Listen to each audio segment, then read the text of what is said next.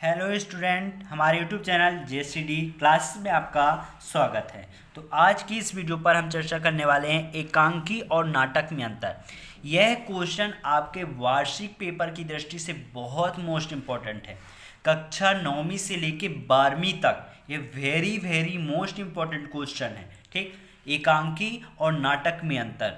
तो वीडियो के लास्ट तक बने रहिए। पूरे मैं आपको 7 अंतर बताने वाला हूँ। ये क्वेश्चन 3 या 4 नंबर का आता है, जिसको आपको कम से कम पूरे 5-6 अंतर तो भी आपको अच्छे से याद रखना है। ठीक, तो अभी तक जिन्होंने चैनल को सब्सक्राइब नहीं किया, फटाफट चैनल को सब्सक्राइब कर लेना और बेल आइकन को अवश्य प्रेस कर देना।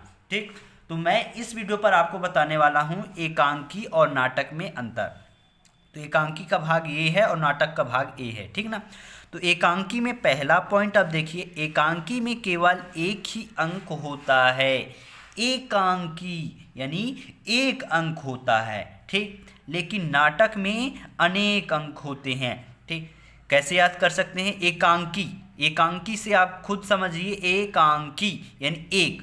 ठीक, एकांकी में एक अंक होता है और नाटक में अनेक अंक होते हैं, यानी कई अंक होते हैं। ठीक, दूसरा पॉइंट क्या है? एकांकी में केवल मुख्य कथा होती है।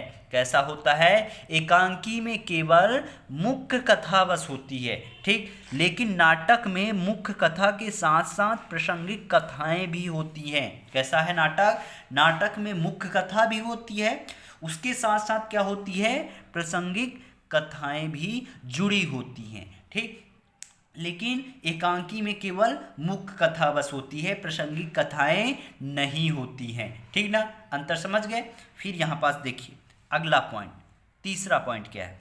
तीसरा पॉइंट है, यहाँ पास देख सकते हैं, एकांकी में पात्रों की संख्या नाटक की अपेक्षा कम होती है। किसकी अपेक्षा? एकांकी में पात्रों की संख्या किसकी अपेक्षा? नाटक की अपेक्षा कम होती है।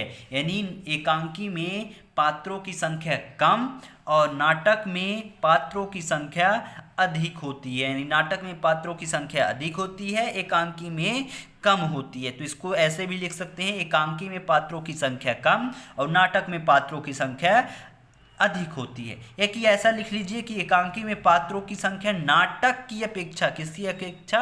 नाटक की अपेक्षा कम होती है और नाटक में पात्रों की संख्या एकांकी की अपेक्षा अधिक होती है। ऐसे भी आप लिख सकते हैं। ठीक, तो आपको समझ में आ गया होगा कि एकांकी में पात्रों की संख्या कम और नाटक में पात्रों की संख्या अधिक होती है। ठीक बच्चों, फिर यहाँ पास अब देखिए चौथा पॉइंट। चौथा पॉइंट क्या है? एकांकी दृश्य काव्य का लघु रूप है। दृश्य काव्य यानी देखना। ठीक ना, दृश्य यानी देखना। तो दृश्य काव्य का कैसा है? लघु रूप है, जबकि नाटक दृश्य काव्य का दीर्घ रूप है। कैसा रूप है? ये बड़ा रूप है। दृश्य काव्य यानी देखना। जैसे नाटक को आप क्या करते हैं? देखते हैं, है ना। तो क्या कहला गया? नाटक एक दृश्य काव्य है ना। तो दृश्य काव्य का नाटक जो है दीर्घ रूप होता है और एकांकी दृश्य काव्य का छोटा रूप होता है। ठीक ना। फिर यहाँ पास आप देखिए अगला पॉइंट। अगला पॉइंट, पांचवा पॉइंट आप देख सकते हैं, एकांकी में समय, घटना तथा स्थान पर विशेष ध्यान दिया जाता है। किसमें किसमें? समय पर, घटना पर और स्थान पर विशेष ध्यान दिया जाता है। यानी एकांकी का जब लेखन किया जाता है तो उसमें ये समय पर भी विशेष ध्यान दिया जाता है, घटना पर और स्थान पर। यानी किस समय पर कौन सी घटना घटी और कौन सी स्थान पर घटी, है ना। तो ये चीज़ों का विशेष महत्व होता है, लेकिन नाटक में इसका महत्व नहीं होता है। ना ही समय को देखा जाता है, ना घटना को देखा जाता है, ना ही स्थान पर देखा जाता है।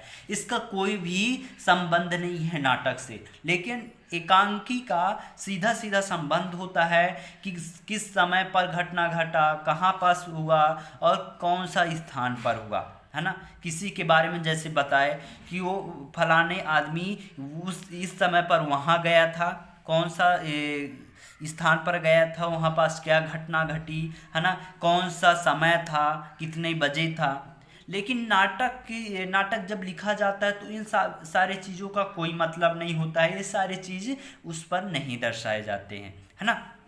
फिर यहाँ पास आप देख सकते हैं 6वां पॉइंट क्या है, एकांकी रंग बिरंगे फूलों का गुलदस्ता है। फूलों का एक छोटा सा गुलदस्ता है, यानी लघु रूप है, छोटा सा है। लेकिन नाटक में फूलों का एक उद्यान है। कैसा है? उद्यान है, फूलों का उद्यान, यानी बहुत बड़ा है। क्या है? फूलों का बहुत बड़ा है, लेकिन एकांकी रंग बिरंगे फूलों का एक छोटा सा गुलदस्ता है, और नाटक फूलों का एक बड़ा सा उद्यान है, यानी बड़ा सा भाग है। ठीक, फिर यहाँ पास देखिए 7वां पॉइंट बच्चों, ये है आपके उदाहरण। तो कोणार्क एक आपके एकांकी है जिसको जगदीश चंद्र माथुर जी ने लिखा था, और चंद्रगुप्त एक नाटक है जिसको जयशंकर प्रसाद जी ने लिखा था। किसने लिखा था? जयशंकर जी ने लिखा था। चंद्रगुप्त को जयशंकर प्रसाद जी, जो कि ये नाटक है, और कोणार्क एक एकांकी है। ठीक, तो इस प्रकार आप इसको अच्छे से याद कर सकते हैं, और बहुत ही सरल भाषा में आपको समझ में आ गया होगा। आशा है कि पूरे बच्चों को समझ में आया होगा। हर पॉइंट आपको विधिवत में समझाने की कोशिश किया हूँ। जिस छात्राओं को यदि समझ में नहीं आया तो आप कमेंट कर सकते हैं, मैं फिर से इस वीडियो को बनाने की पूरी कोशिश करूँगा।